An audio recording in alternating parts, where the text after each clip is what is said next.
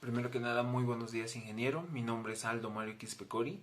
El día de hoy vamos a exponer sobre la historia de la mecánica de fluidos, la cual tiene sus inicios entre los años 3000 a 2000 a.C. En esta época, el ser humano ya hacía movimientos de agua, utilizando canales, diques, de manera involuntaria para proteger sus tierras. También en esta época construyeron el primer barco de vela, utilizando ya a su favor el viento para poderse mover de manera más rápida en el agua. En el año 400 a.C. ya se vio la aplicación de movimientos de agua en Mesopotamia y Egipto.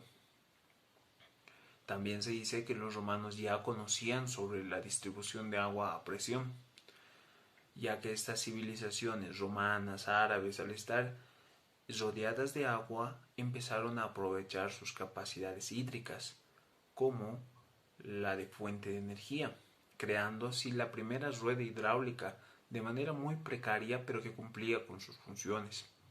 En el año 285 a 212 a.C., el matemático Arquímedes realizó una colaboración con la mecánica de fluidos, el principio de flotación, el cual dice que todo cuerpo sumergido total o parcialmente en un fluido está sometido a una fuerza de empuje que es igual al peso del fluido desalojado por el objeto.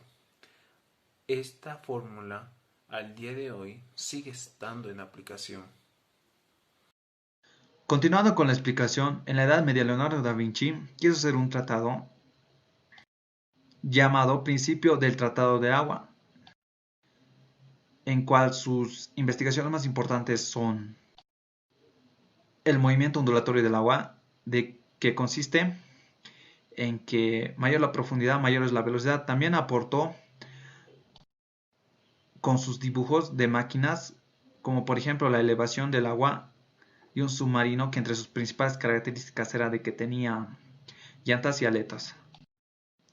En la Edad Moderna, Galileo Galilei aportó con dos importantes aparatos, que es el termoscopio, que consiste que la densidad también depende de la temperatura, y que también hizo una para el peso específico, que es la balanza hidrostática, que nos ayuda a determinar también la densidad con el principio de Arquímedes, que nos sirve para sólidos y líquidos.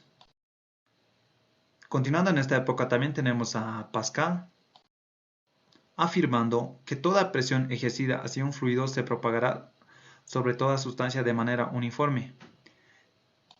Este enunciado debe contar con dos propiedades, que no debe existir viscosidad ni rozamiento.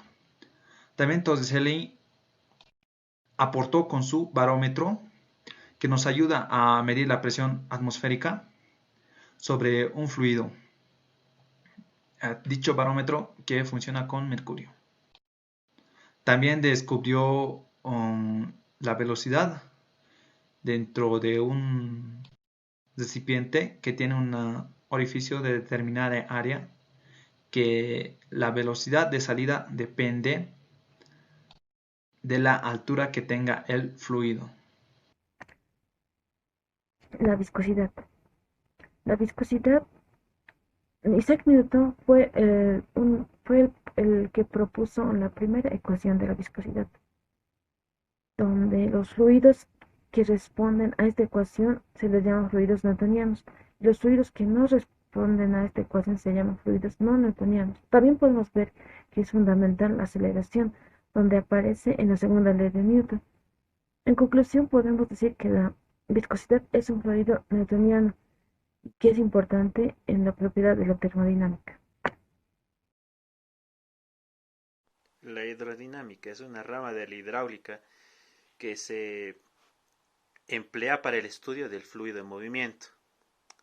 Para su estudio, todos los matemáticos o conocedores de la época tomaron como consideraciones la no variación de la densidad, de la presión y de la viscosidad.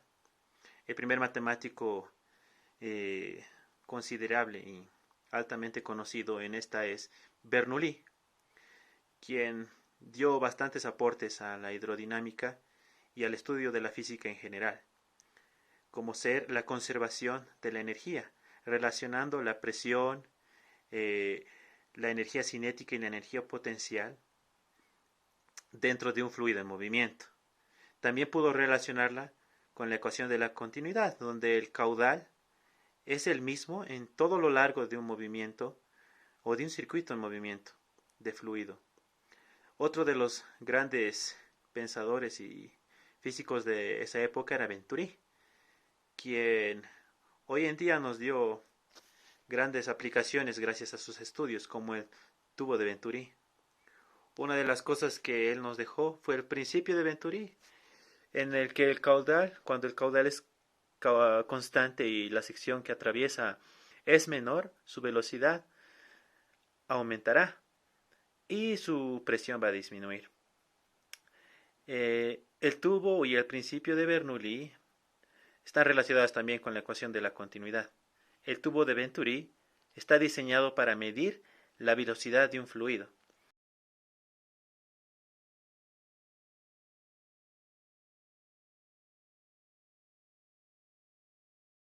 Darcy Henry ejecutó pruebas extensas sobre la filtración, donde se inició el estudio sobre los canales abiertos.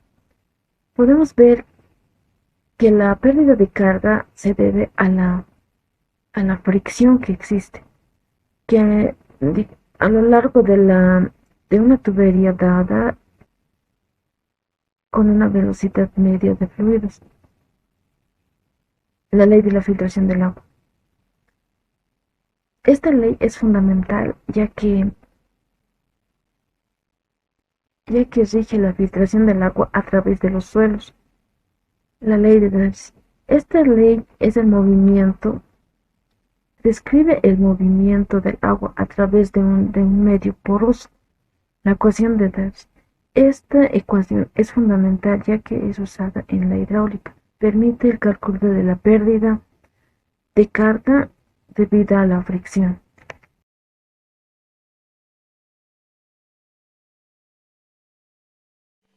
Movimiento del fluido. Uno de los personajes de la época que más lo estudió fue Reynolds.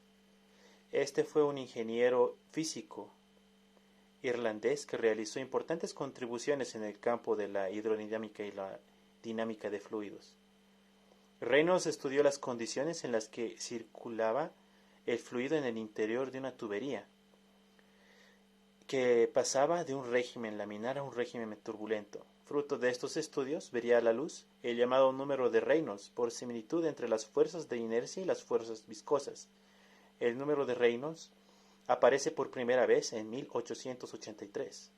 Este ayudó a la construcción naval, porque estos trabajos que hizo Reynolds propugnaban la construcción de nuevos modelos de barcos a escala reducida, porque teniendo los tres parámetros de viscosidad, velocidad y tamaño, podrían efectuar tales diseños.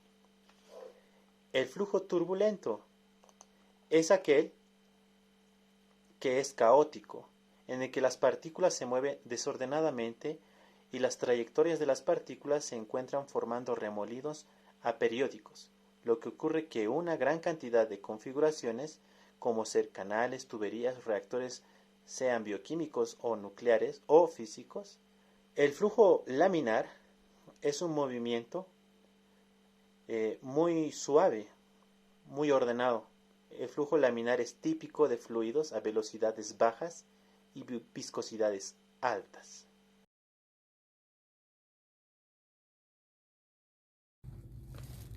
George Gabriel Stokes, su trabajo de mecánica de fluidos y viscosidad lo llevó a calcular la velocidad final de una esfera cayendo en un medio viscoso.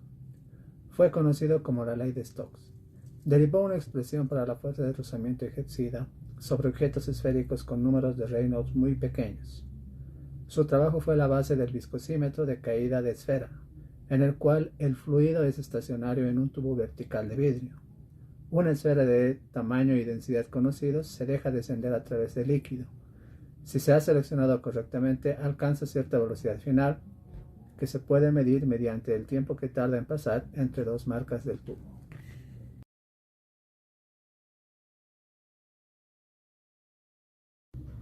En la mecánica de fluidos, la complejidad de los flujos viscosos y, en particular, de los flujos turbulentos, restringió en gran medida los avances de la dinámica de fluidos hasta que la contribución singular más importante de la época fue hecha por el ingeniero alemán Ludwig Prandtl.